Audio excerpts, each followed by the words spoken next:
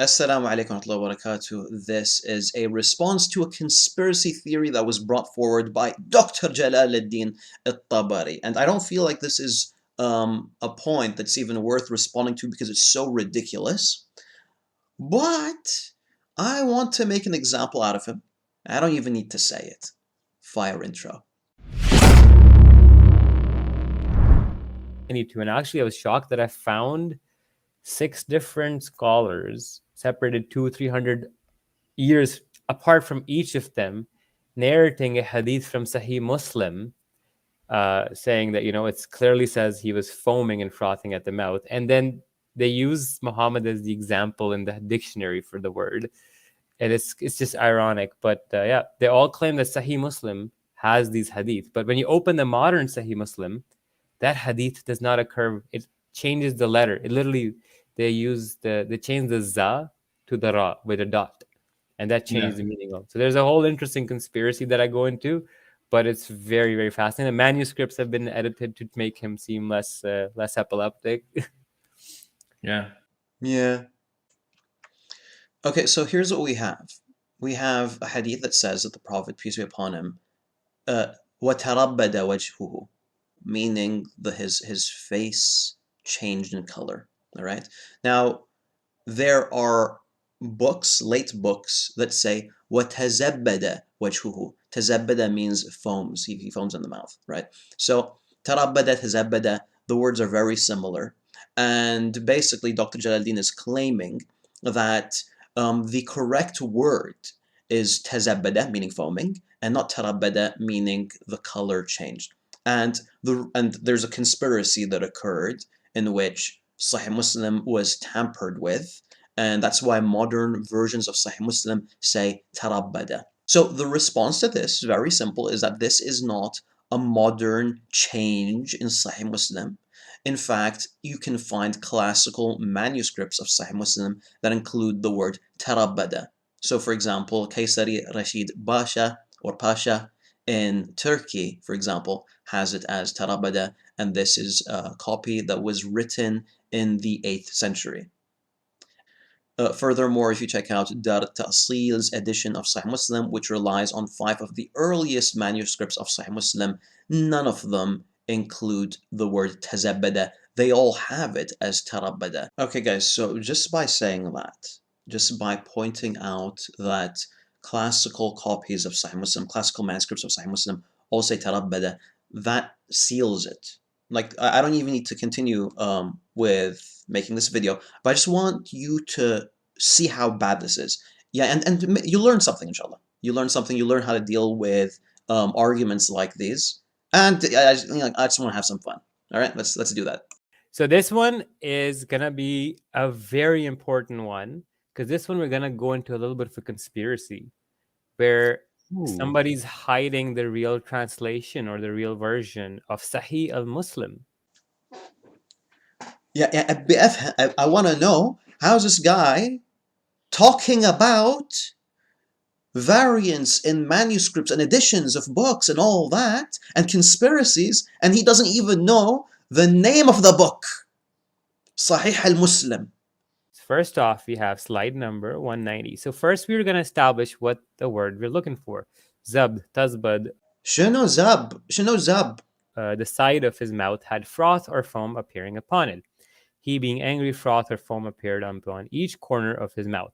We've established the word, the meaning we're looking for. Now, next slide is a little bit dense. I'm going to read it out to you, and I'm going to explain to you what's happening here. On the first line, I say, وَتَزْبَدْ لَهُ وَجْهُهُ. This is the reading that appears in the modern form Sahih Muslim, and his face color underwent a change. Right on. So first we have Sunan al-Kubra by Hikyav. Expanded the same image on the right side, and you can see it's tazbad, so za, tazabada. So here he says he's reading this from Muslim, as you can see. Okay, so let's get to al-Bayhaqi. So first of all, here's how you find out if there's something wrong in a specific edition of a book. It's quite simple.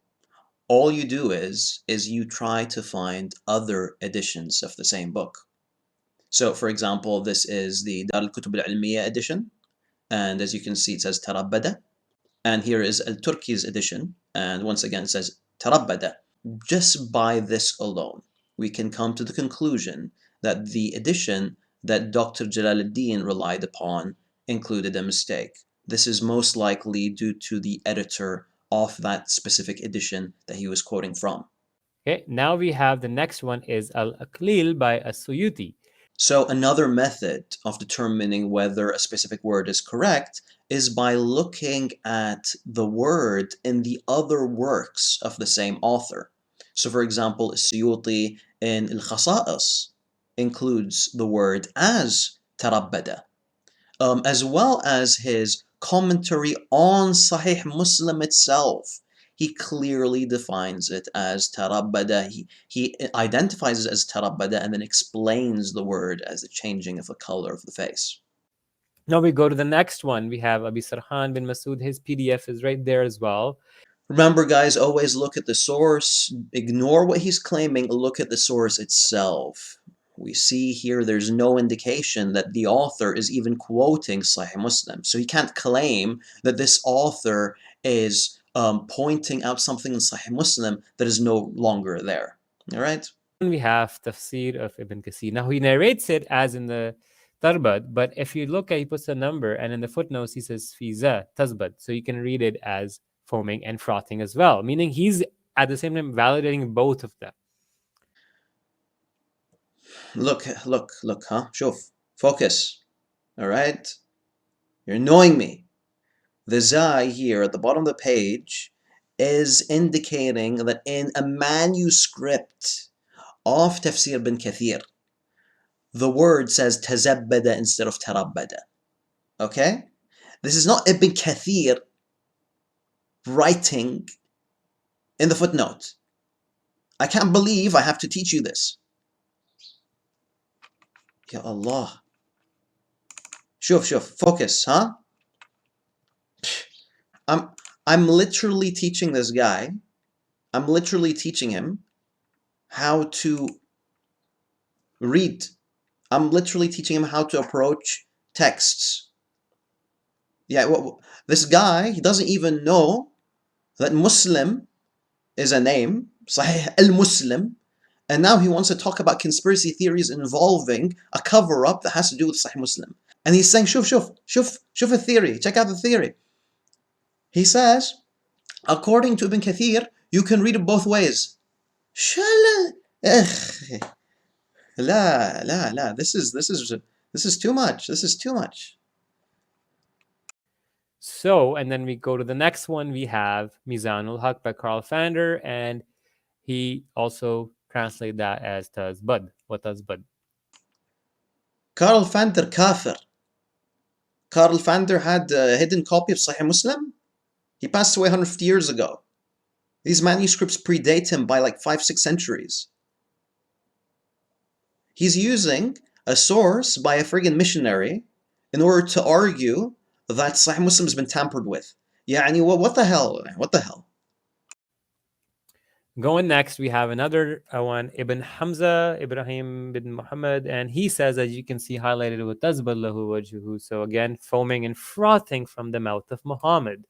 Okay, another method to determine the correct wording in a book is by looking up the manuscript yourself. This is a manuscript of the same book from the University of Princeton. Okay guys, so let's make this beneficial. There are at least 3 ways of determining whether a specific word should be in a text or shouldn't be in a text, and what's the correct wording that's supposed to be in a text. One is by comparing the editions, multiple editions of the same book. 2 is by looking up different books by the same author. And 3, it's by returning to the original manuscripts themselves in order to determine what is the proper word that's supposed to be used. Inshallah, you guys found this beneficial. That's all I have for you guys today. Assalamu alaikum wa barakatuh.